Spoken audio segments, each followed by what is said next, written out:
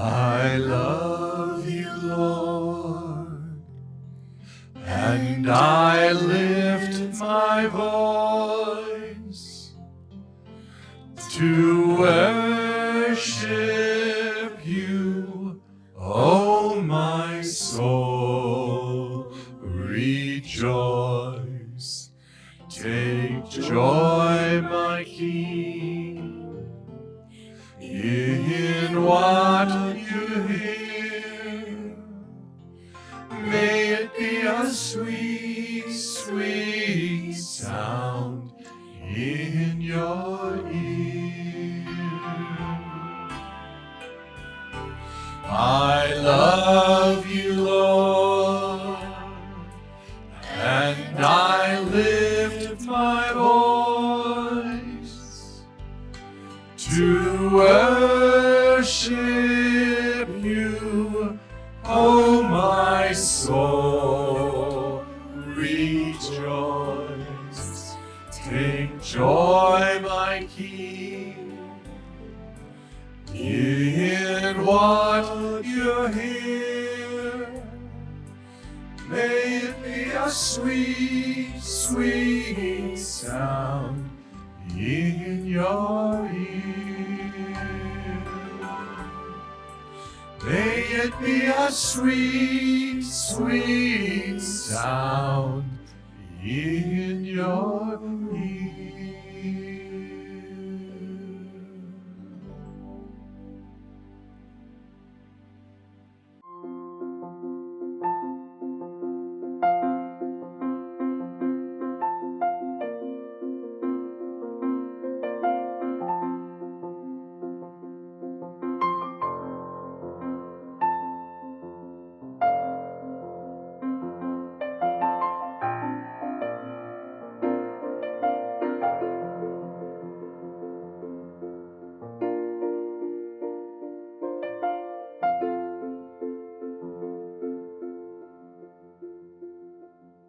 Our scripture reading is taken from a little book in the New Testament, just close to the end of the Bible, the book of Titus, chapter 2, verses 7 and 8. And I read, "In everything set them an example." He's talking about us setting an example to everybody around us. "In everything set them an example by doing what is good. In your teaching, show integrity, seriousness, and soundness of speech that cannot be condemned." Why? "So that those who oppose you may be ashamed because they have nothing bad to say about you," about us. That's a tremendous challenge. And that's a challenge that a lot of people are facing today.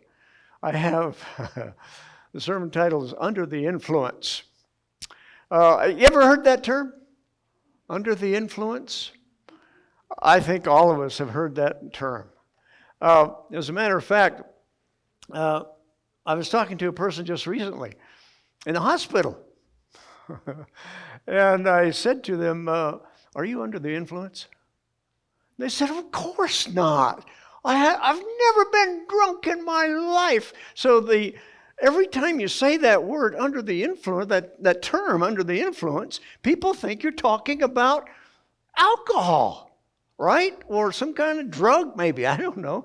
But they said, "I've never been drunk in my whole life. Never took a drink." I said, "Well, there's other kinds of influences. There's a lot of other kinds. We think that some person has been drinking too much and they have tried to drive home while they were drunk and maybe ran into a tree or ran into another car and maybe even caused some injuries and possibly even a death." One of the definitions of influence is the power to sway or affect based upon prestige, wealth, ability, or position. Being under the influence is part, I want to just mention this, is part of every person's life. Did you know that? Every one of us is under the influence. Now, of what? That's the question. Being under the influence is part of everyone's life. It doesn't have to be alcohol or drugs. We all like to think that we're independent people. There's nothing that influences us. There's nothing that pushes our buttons. There's nothing that takes hold of our minds and makes us do anything. We don't have anyone run our lives for us. Walt Disney said this, and he's been dead for I don't know how long, 75 years. Movies can and do have tremendous influence. See that word, influence? Influence in shaping young lives in the realm of entertainment towards the ideals and objectives of normal adulthood. It can also lead to abnormal adulthood. Movies can do that. Books can do that. We have all kinds of things that influence us, that change our minds from things that we should know to things we probably shouldn't know. We see and hear.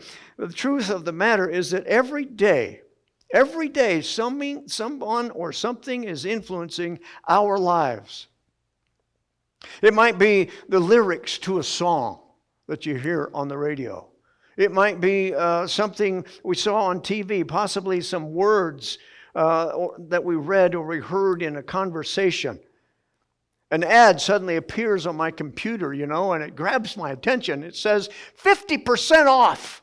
And so I go to that and I find out what it may cost me hundreds of dollars before it's all through. A billboard sign, an ad for new furniture or tools or a car, We see these things. I was driving down the road the other day and I saw these signs. There's so many signs that you don't even see the speed limit sign anymore. They're just blocking. It's just hiding the stores almost. So many signs. His name was Pete. And I've told this story before about Pete, but I want to reiterate this story because it's an important story about being under the influence. And this guy was under the influence of the wrong stuff. Pete was about 5 years older than I was at the time. He graduated from the same high school I did about 5 years before I did. And he's what I would call a free spirit. Do you know what I mean by a free spirit? That's a person who kind of just drifts along in life and is, happy-go-lucky guy and has all kinds of alcohol to drink and loves to party and loves to be popular and it just goes around town and everybody loves him because when he's drunk, he's funny. He just says funny stuff. And he makes you laugh. And it's kind of his success story. If he can make you laugh, he kind of feels in his mind that he's successful in his life. That's part of what he does. He felt good about making people feel happy. And laughing meant that they were happy. And the drunk guy thinks everybody is happy because of me. In Pete's mind, he thought alcohol was a potion for success. When he drank, he was popular, he was funny, he was accomplishing what the devil wanted him to accomplish. And he didn't know it. Making people laugh and ruining himself. It was Billy Graham who said, "Success is always dangerous, and we need to be alert and avoid becoming victims of our own success. Will we influence the world for Christ, or will the world influence us?" That's a question we all need to answer. When the world influences us, it's always a deadly combination. It's a deadly game. Pete was married. He had a wife at home. She did not think that Pete was funny when he was drunk, when he was under the influence. One night, Pete did not come home. She was worried. He'd always made it home before, but not tonight. Someone found Pete. I've told this story before, as I've said. He was so drunk driving home that he had to vomit. And he pulled off to the side of the road, opened the car door, and fell out. And I don't know what happened, whether he hit the ground so hard with his head that he knocked himself out, but he choked to death on his vomit. When the world influences us, it's always a deadly game. It is deadly game because the devil is in control of this world and has been since the beginning of time, since Adam and Eve. Being under the influence has caused the death and destruction of millions of people in our world. We know that. The devil has brought much of the world under the influence of his dark and dangerous power. We understand the negative and deadly parts of being under the influence of all of these kinds of things, drugs and alcohol and just everything. But I want to spend the rest of the time, that was just introductory remarks, I want to spend the rest of the time talking about the positive effects of being under the influence of the greatest power in all of creation. It takes a lot of discipline to be under the influence of a God who loves us and wants the best for our lives. Like it or not, we're all under some kind of influence, some kind of control. It's not necessarily a bad thing as long as the person or thing that's influencing us is God sent, is good. Paul said to the Christians in Corinth, "Be imitators of me as I am of Christ." In other words, be imitators of Christ. Be like him. I know there are many good, upstanding, and righteous people who don't think that their lives have influenced anybody in their lifetime. They don't have money or the education or the wisdom or the dedication that it takes to influence anyone's life. It is a man named Scott Adams who gave me this quote: "You don't have to be a person of influence to be influential." In fact, the most influential people in my life are probably not even aware of the things that they have taught me. I know that's true in my life. I had a mom who sleeps in her grave now. She only had an 8th grade education at the time. But I want to tell you, I have thought about my mother and the sacrifices that she gave so that I could go to college. And when Jesus brings us back together, I'm going to praise her forever for all the things this woman said and did, the simple language that she used. She wasn't educated. She wasn't college educated. She wasn't even, she quit school in 8th grade. That was kind of the norm in her day. Quit school in 8th grade and go to work, make money. In her simple, unassuming words and actions, she changed my life forever. She did. She was not a woman of great wealth or great education or great power or influence in our little town. In other words, she was not a person of influence, but she influenced me more than any person before my wife Joanne came along.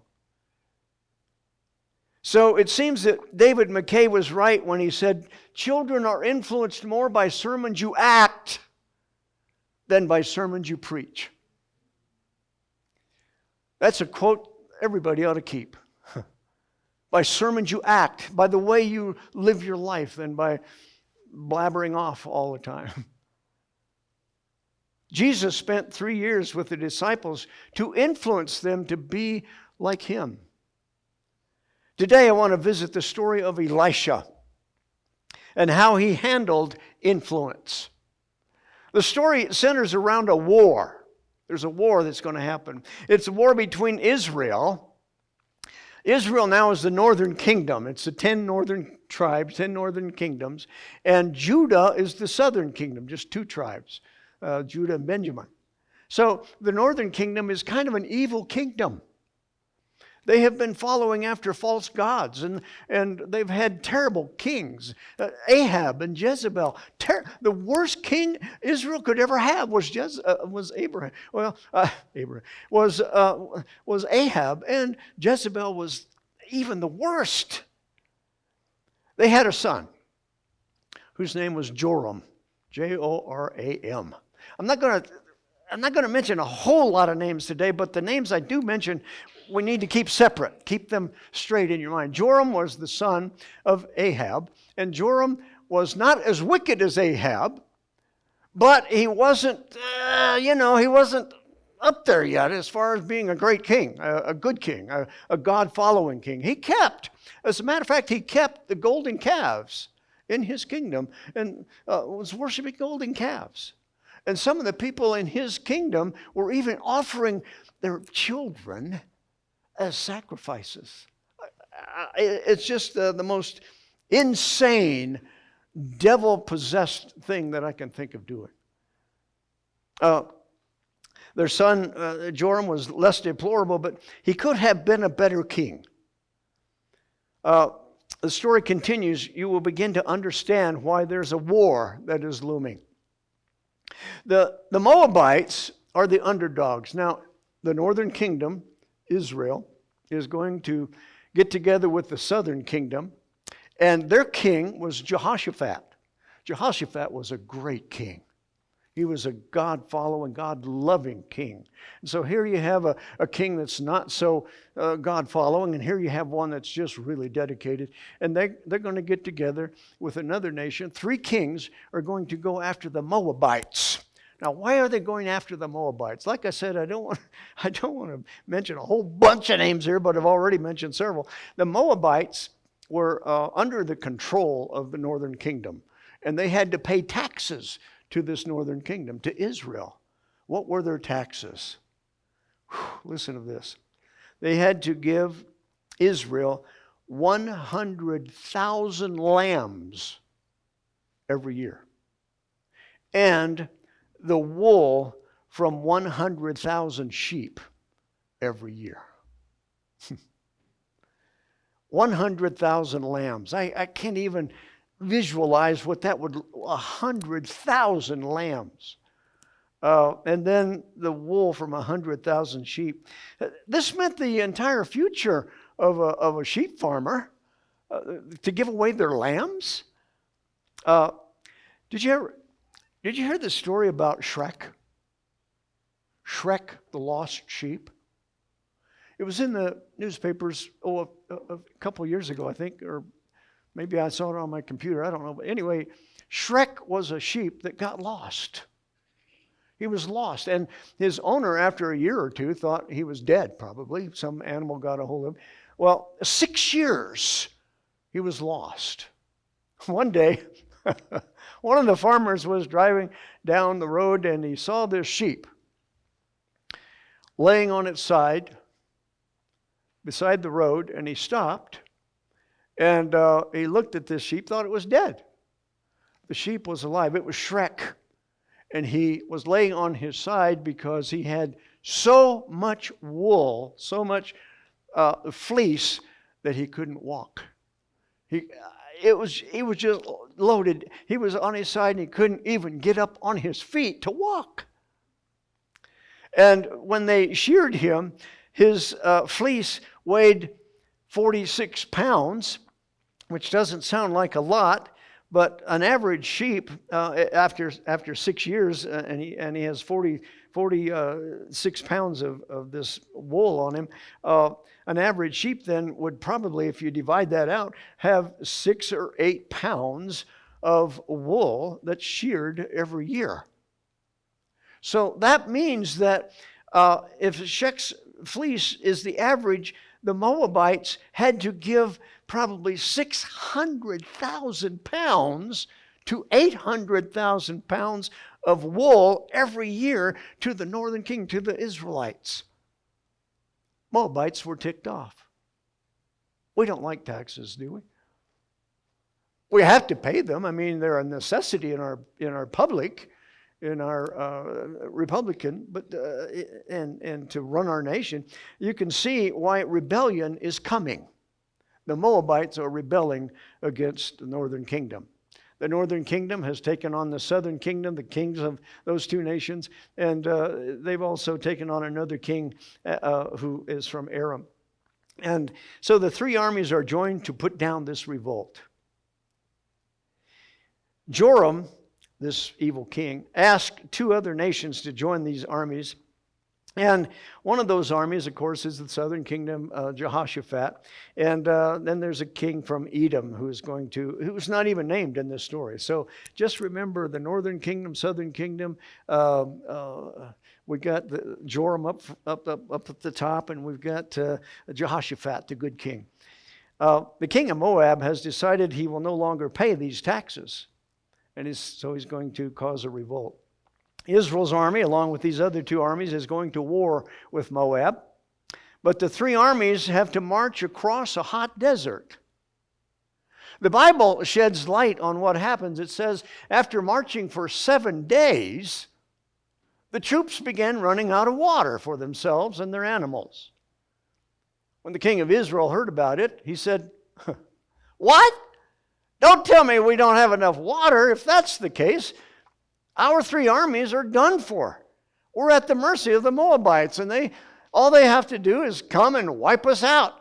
Did the Lord bring us all this way to die?" This is taken from the Clear Word Bible. Chapter 3. Read that chapter. It's just the most amazing thing. 2 Kings chapter 3.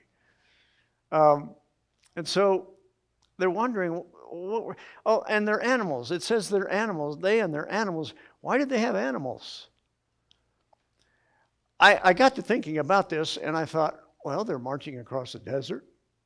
They got to have food, and they got to have milk. And so it's kind of like the Old West where they had the chuck wagon, you know. I'm sure that they had their animals with them, a lot of them, to feed the soldiers. And they had cattle, and they had sheep, and they had goats, and they had the milk, and that was their meat, and they probably had butchers along with them. They had cooks along with them, and some kind of arrangement to cook all this food and prepare it for all these soldiers. I mean, there were hundreds of thousands of soldiers. So it was kind of like a cattle drive. The Bible wars were much like those Old West cattle drives. I can imagine something like that, as a matter of fact, to be feeding these soldiers. Now, they could also steal farm cattle and stuff along the way, the sheep and goats. We don't think much about how these soldiers got their food, but I don't know what else they could have done. But on with the story about being under the influence, listen to a portion of the story from 2 Kings. It says, Jehoshaphat said, they found out they were running out of water. And he says, is there a prophet of the Lord nearby to whom we could go for advice? And one of the officers of Joram, the king from the northern kingdom, said, Elisha lives not far from here. He was Elijah's servant and has now taken his place. Jehoshaphat said, the Lord is with him.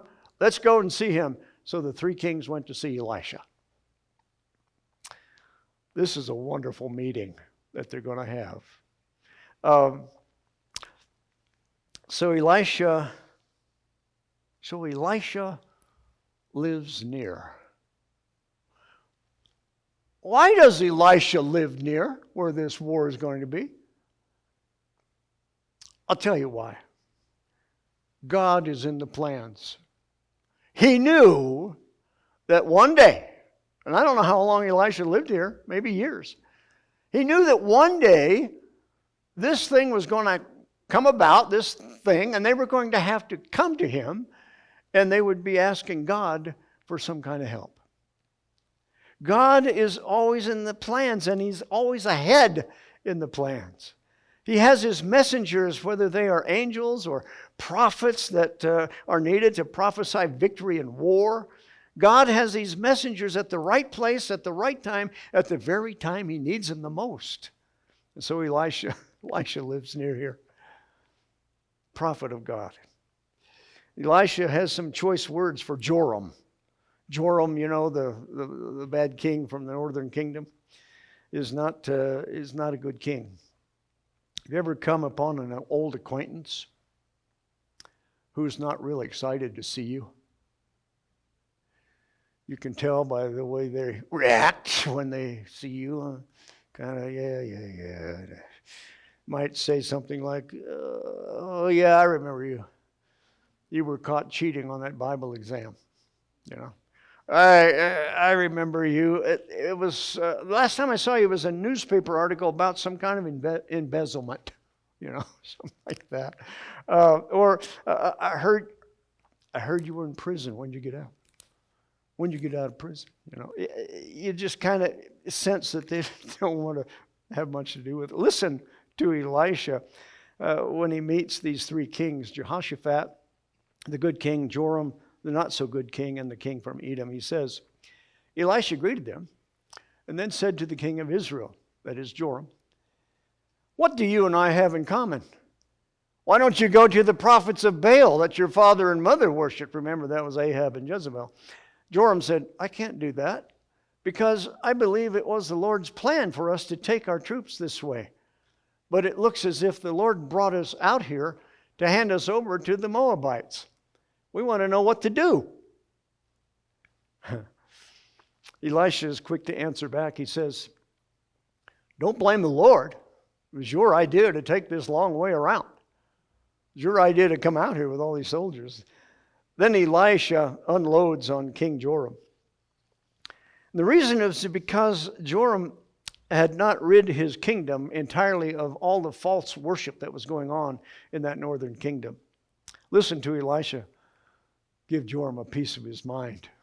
He says, "As surely as the Lord lives, whom I serve, if Jehoshaphat's troops," Jehoshaphat is the good king, "if Jehoshaphat's troops weren't along, I wouldn't even listen to you.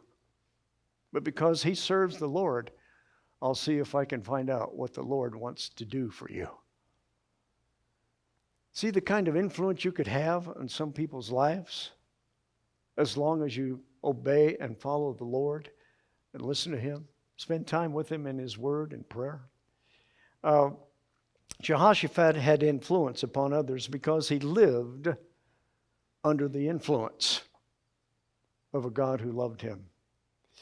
If you live under the influence of another power, other than that which is God, any person or drug or habit or addiction, you will never know the full measure of faith and peace and comfort and answered prayer that comes from trusting God. It'll never happen. Now, Elisha does something truly magnanimous for these three kings. It shows the kind of heart that God has given to Elisha in these situations. He knew these kings had traveled a long ways. They'd traveled many, many miles. He knew they were worried about being annihilated by this Moabite army. He knew how mentally distressed they were.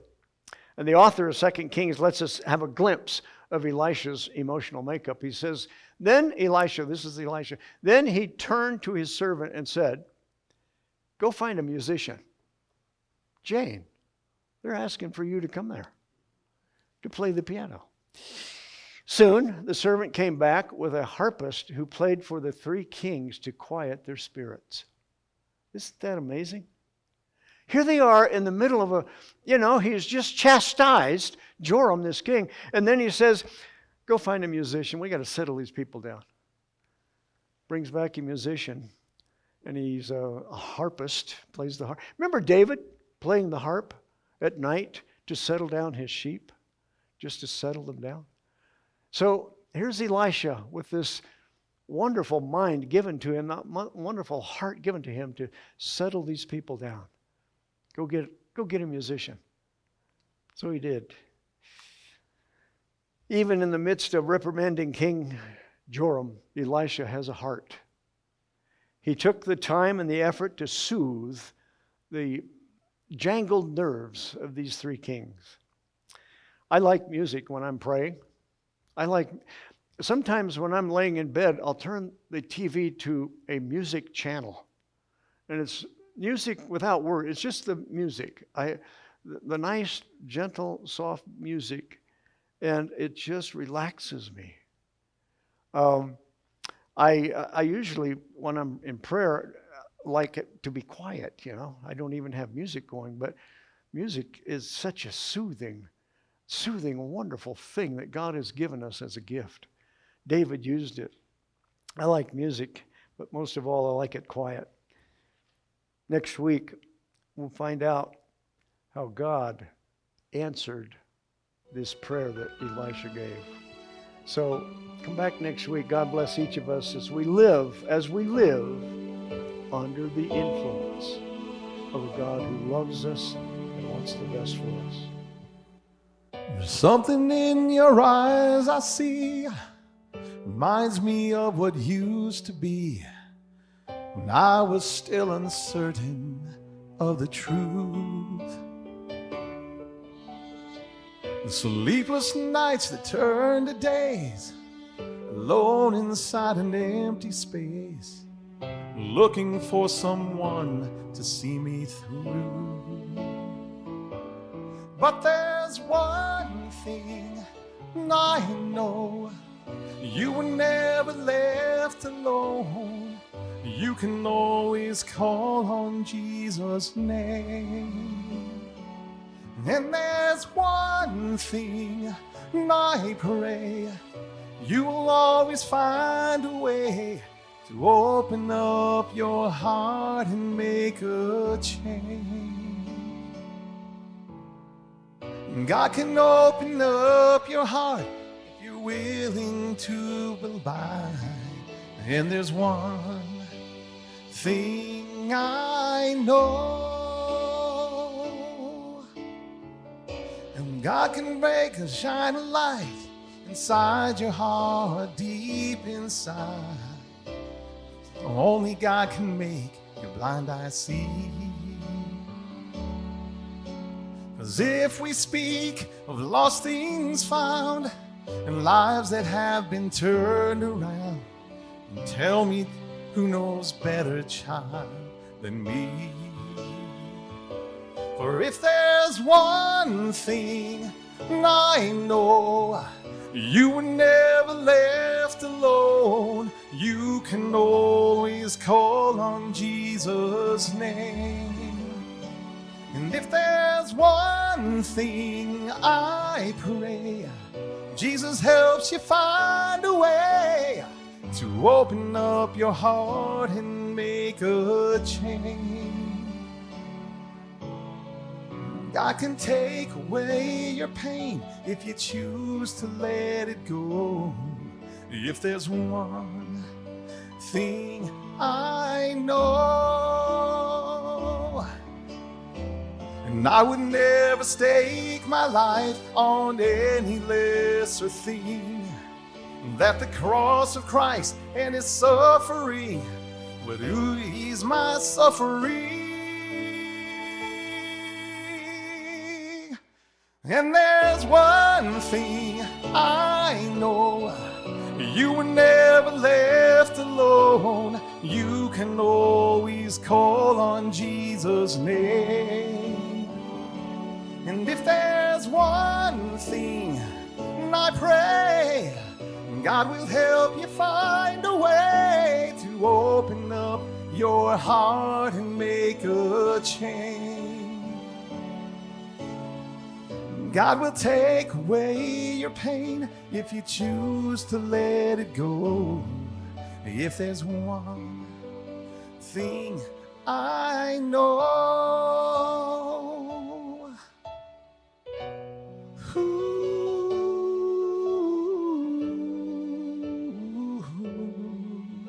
if there's one thing I know.